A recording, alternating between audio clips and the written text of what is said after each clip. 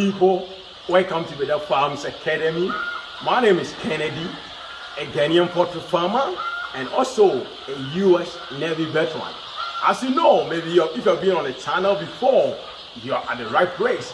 Where we talk about poultry farming, where we talk about the poultry feed, where we talk about prices, where we talk about the problems in poultry industry. So that's what we do here.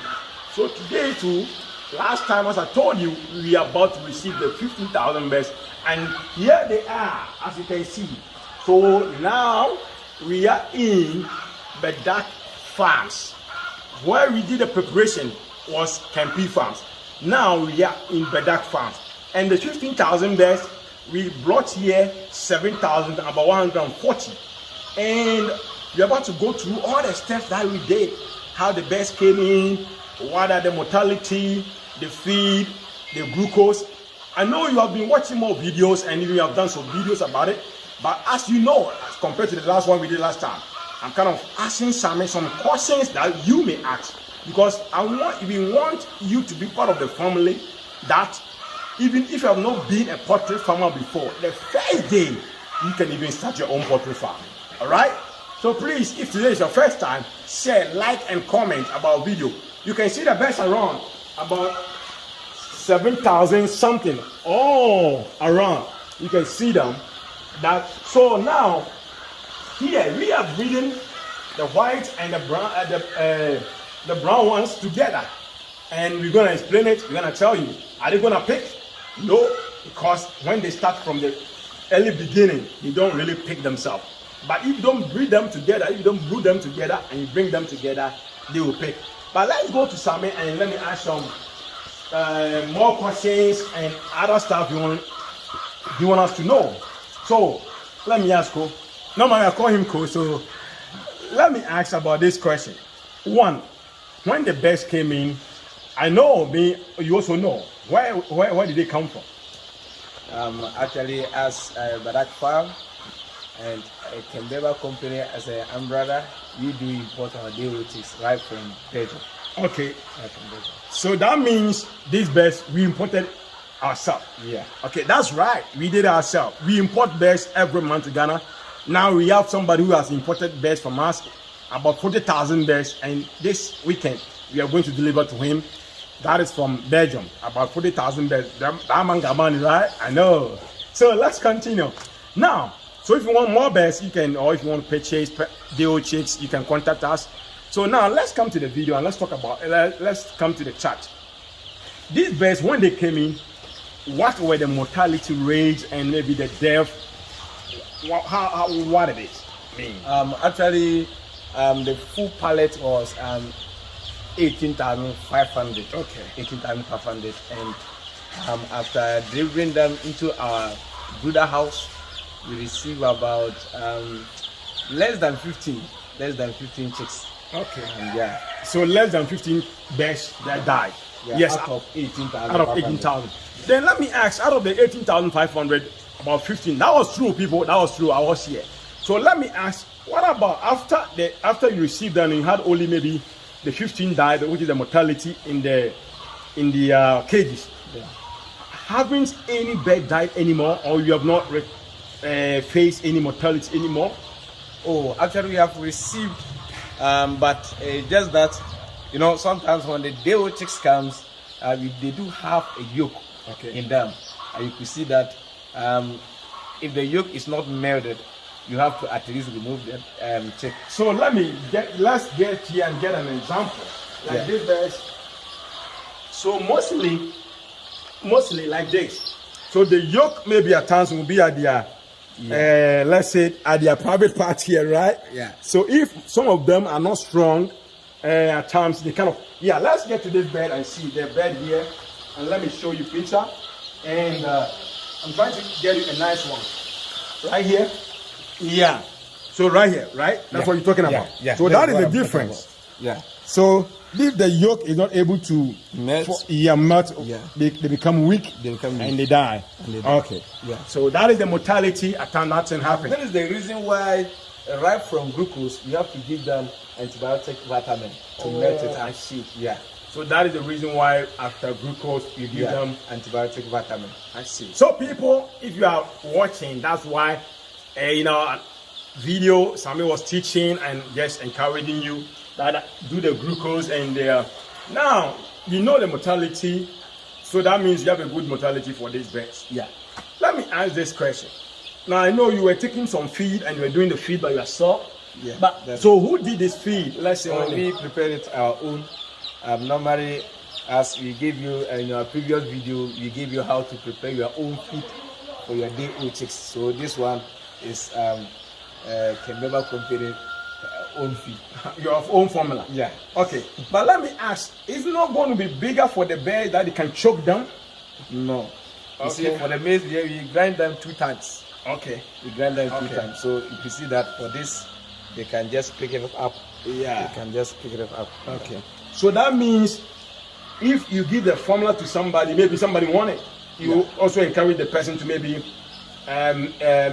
grind the maize maybe 2 times or 3 times. Yeah, you grind the maize 2 times and then you grind the soya also. Oh, the soya, the one you have already bought. Yeah, you're gonna grind it. Yeah. I see. So people, we are learning about how to raise your own day chicks. As you are looking at it, you can just start your own, right? That's what the channel is for. Now, we know the feed, you do your own feed. I know you have done a video about it before. Yeah. That is very good. End of the day, now you're telling us you have to grind the maize twice or once, and also the soya meal also. Yeah. So that we're talking about the soya meal, that is like Sona soya meal. Like the Sona one. So you're not talking about the beans, but you're talking about the soya meal. The soya meal. Okay. You have to grind the meal. Okay. So the one you go to buy from store, or the one you go and buy from store, just mill it again. And okay. So now we know the glucose of the first day. So after the first day, and you were saying something about the antibiotics. Yeah. Does it mean if I don't give them the antibiotics, are the birds going to die? Or what is going to really happen? Oh, actually, that is what we just said. After taking that check, you can see that when the bottle or whatever, you can see some symptoms of this yolk over there, and most of them do have that yolk. So after taking in that antibiotic vitamin, you see that they just relieve from that yolk.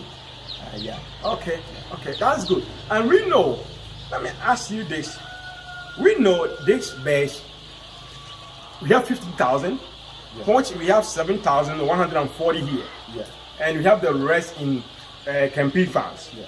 So with this base, we know we are brooding them in only 2 cages right now. Yeah. How long? So that means we have about 3,000, more than 500 in 1 cage. Yeah. So how long are we going to keep the 3,500? Let's say maybe 3,500. Let's take for example, even though they are more than that. So let's say, how long are they going to stay in this cage? Because they are more. They are going to stay in this cage for 2 weeks. 2 weeks? Yeah.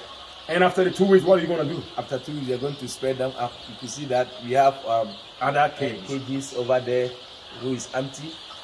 Already cage that is empty. So we are going to spread them up. Just right from brooding, we are spreading them up. What about if I'm watching right now and I only bought 2,000 birds and I'm brooding them in a cage which is like, let's say 40 by 40. Okay. How long should it take me to also separate them? Let's say 2,000 birds, I'm brooding them in a 1 cage. Oh, for 2,000 birds, it can take you maybe 4 weeks. 4 weeks. Yeah, it can take you 4 weeks. 4 weeks before. Yeah, that means after the brooding period. After the breeding period. 4 weeks, but 4 weeks you have to spread them up.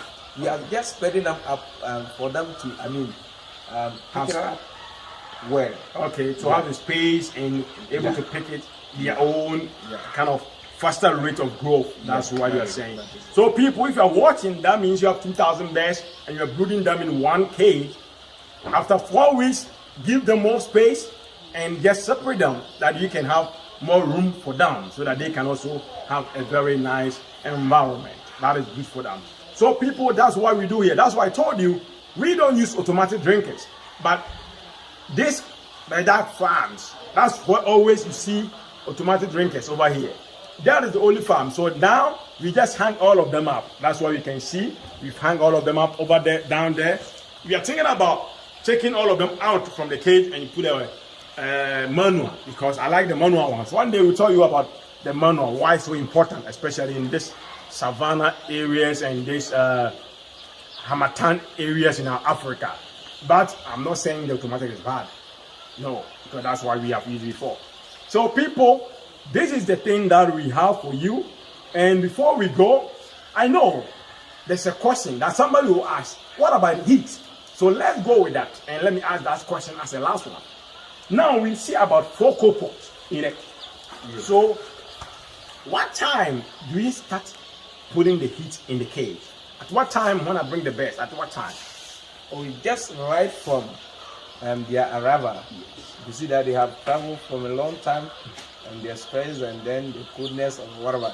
Just right from Belgium to airport to maybe 1.5.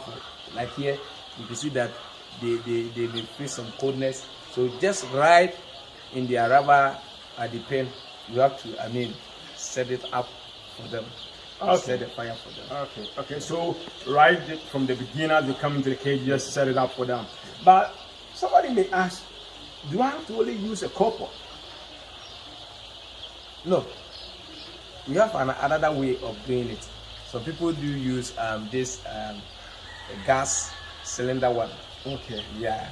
But if you want to get the actual heat that you want to, you want to get for the best, I prefer using the charcoal one. Okay. So if you want the more heat for the best, you prefer the charcoal one.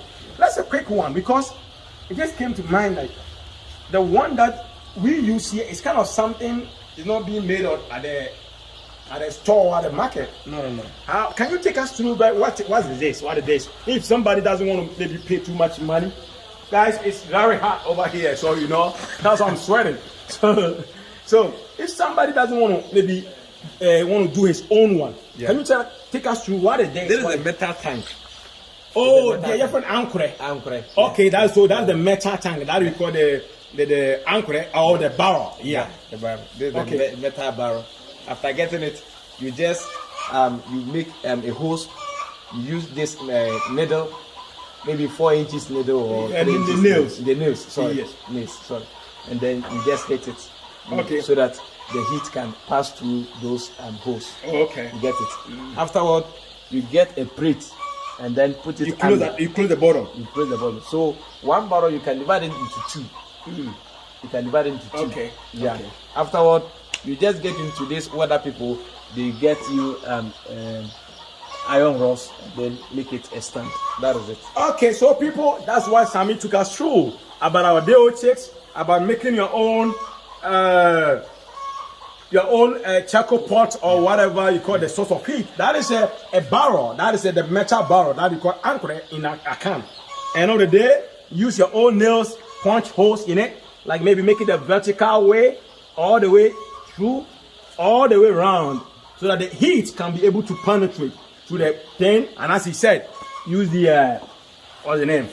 The iron rod to just make it the stand for it. It's very hard. You see me sweating? Yeah, people, we are back in Africa. So till we meet next time, keep on watching our videos. We are coming in with more videos. The next thing, we have some pig farming. We want to stop. We want to leave pig farming. It's so sad.